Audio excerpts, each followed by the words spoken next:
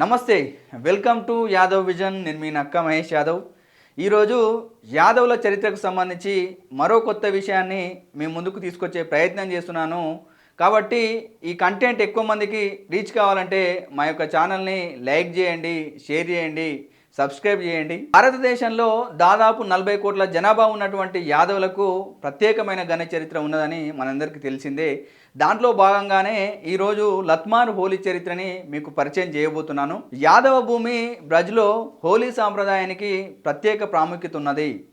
ఇటావా, మెయిన్పురి, ఫిరోజాబాద్, హత్రాస్, ఆగ్రా, కాజ్గంజ్, ఫరూకాబాద్, బండవ్ నుండి మధుర వరకు ఉన్న విస్తారమైన బ్రజ్ భూమిలో దాదాపు నెల రోజుల పాటు యాదవులు హోలీ పండుగను జరుపుకోవడం జరుగుతుంది.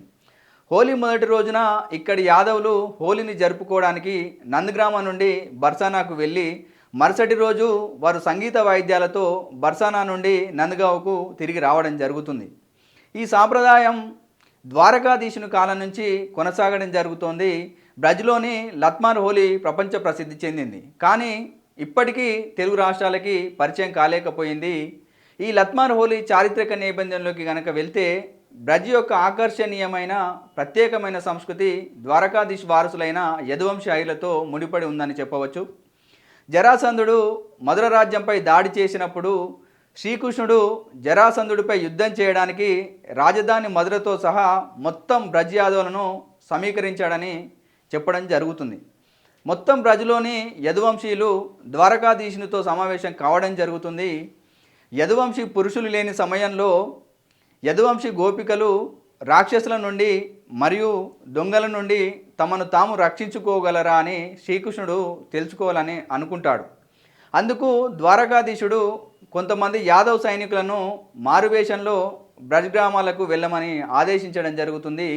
ప్రభు ఆజ్ఞపై సైనికులు దొంగల వేషంలో బ్రజ్ గ్రామాలకు వెళ్ళడం జరుగుతుంది. కొందరు దొంగలు గ్రామం వైపు రావటం యాదవ గోపికలు చూడగానే యాదవ స్త్రీలందరూ తమ చేతుల్లో కర్రలతో బయటకు రావడం జరుగుతుంది. వేషధారలో ఉన్న సైనికులు మహిళలు యుద్ధం చేయలేరని వాళ్ళు భావించడం జరుగుతుంది. కానీ దొంగల వేషంలో గ్రామంలోకి ప్రవేశించిన యాదవ క్షత్రియ సైనికులను గోపికలు కర్రలతో కొట్టి గ్రామం నుండి వెళ్ళగొట్టడం జరుగుతుంది. ఆ రోజు నుంచి ఈ లత్మార్ హోలీ సాంప్రదాయం ప్రారంభం కావడం జరుగుతుంది. అప్పటి నుంచి ఇది యదువంశీయుల హైర్ క్షత్రియుల శౌర్యానికి మరియు పరాక్రమానికి చిహ్నంగా భావించి లత్మార్ హోలీని జరుపుకోవడం జరుగుతుంది. ఇలాంటి చరిత్రలు చాలామందికి రీచ్ కాలేదు, కాబట్టి మరిన్ని చరిత్రలు మీ ముందుకు తీసుకొచ్చే ప్రయత్నం చేస్తా. కాబట్టి కంటెంట్ రీచ్ కావాలన్నా, చరిత్ర మీకు తెలవాలన్నా, అప్డేట్స్ మీకు రావాలన్నా కూడా మా యొక్క ఛానల్ని యాదవ్ విజన్ ఛానల్ని సబ్స్క్రైబ్ చేయండి, లైక్ చేయండి, షేర్ చేయండి. ధన్యవాదాలు.